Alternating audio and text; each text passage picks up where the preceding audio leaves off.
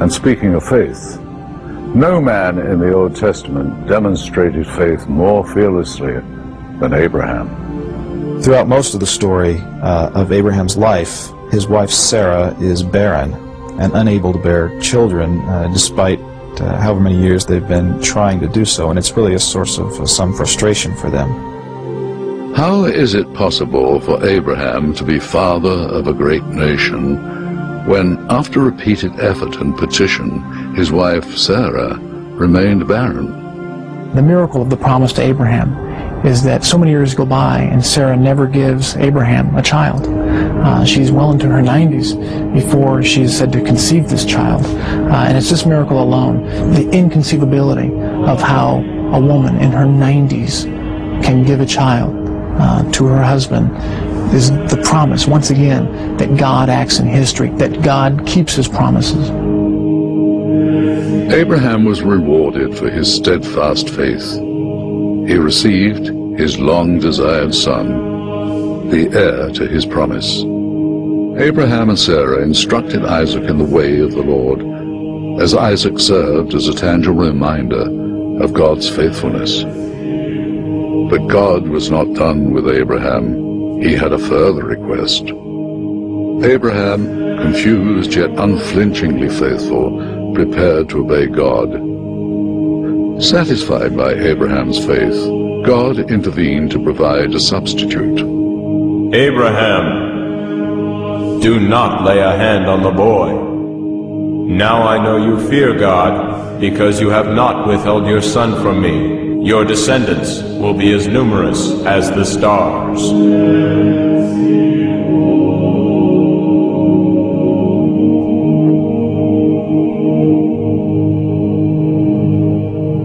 Skeptics denied the existence of Abraham's hometown, Ur of the Chaldees, until excavations at the beginning of the 20th century uncovered a temple tower at the mouth of the Euphrates in Mesopotamia. The name Abraham appears in Mesopotamian records. Now, one of Abraham's most famous descendants is Joseph, the son of Jacob. The story of Joseph really kicks off when Jacob gives Joseph a special coat. Joseph's status as favored son created jealousy amongst his brothers. Given opportunity, they conspired against him. The brothers sold Joseph into slavery and led their father headlong into a heart-shattering lie. They told their father Joseph had died.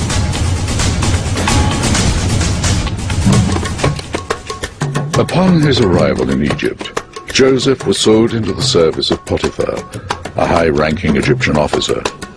Joseph prospered in the service of Potiphar until Potiphar's wife developed an appetite for Joseph. She wants to be intimate with him. And Joseph, of course, resists her overtures. But she's so upset, she frames him. And this results in Joseph being thrown into jail. Jail was brutal, yet God was with Joseph during his time in bondage. A pivotal point takes place in the prison and also is related to his gift of being a dream interpreter. While he's in prison, he's there with the chief cupbearer and the chief baker. The Pharaoh, troubled by recurring dreams, sought an interpreter. His cupbearer remembered Joseph and brought him before the Pharaoh. The Pharaoh provided Joseph the details of his dreams. Miraculously, Joseph interpreted the dreams as prophetic warnings of a coming cycle of famine. Relieved that he was able to prepare his kingdom in advance, Pharaoh rewarded Joseph by elevating him to second in command. Some critics have questioned the story of Joseph, arguing a foreigner could never achieve such high rank in the Egyptian court. But the evidence says otherwise.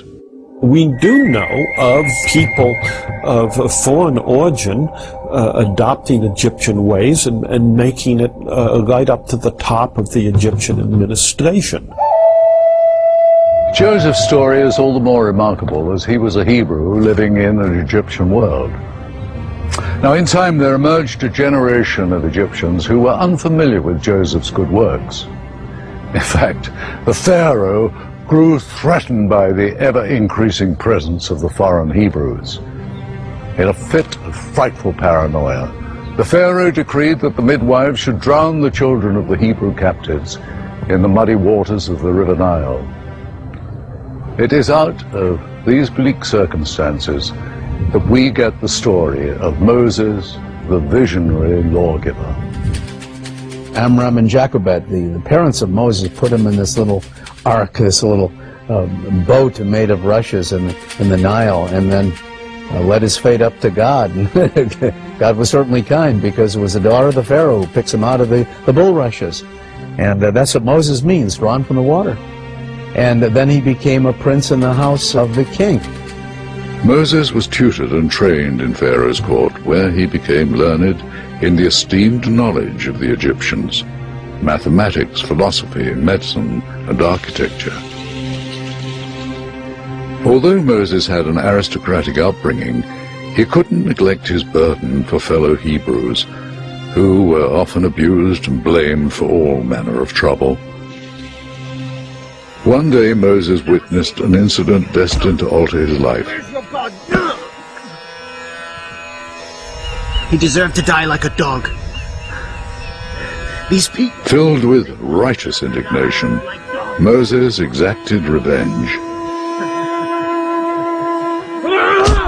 Stunned, Moses buried the body and his crime beneath the hot desert sand. Moses is now a marked man, of course, after he had murdered this taskmaster. And so he goes into the Sinai Peninsula. After spending 40 years in Sinai as a shepherd, Moses had an illuminating encounter with the divine.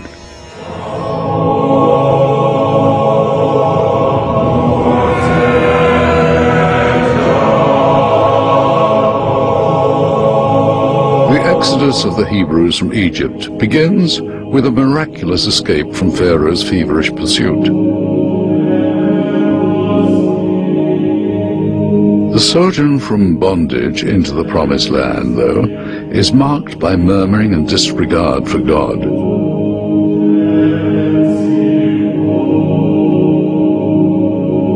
Moses is called upon again to deliver a corrective message to the unruly people. Well, the interesting thing about the Ten Commandments is they tap in and coincide with what our human reason tells us as well. Ethicists suggest the Ten Commandments appeal to a universal code that regulates human behavior. The Ten Commandments, actually govern both religious aspects of life. The first three of the commandments deal specifically with a particular religion, but the other seven really are fundamental principles that every society ascribes to. Thou shalt not kill, the prohibition on theft. The Ten Commandments stand as an ethical foundation for the establishment of future civic liberties. The Declaration of Independence talks about the self-evident truth that all men, all human beings are created equal, and that we have inalienable rights, not from government, but bestowed on us by our Creator. And that really sets the foundation for what kind of government we have and what the purpose of government is. Coming up, who was the great hero Samson? And did he actually do the unbelievable things the Bible says he did?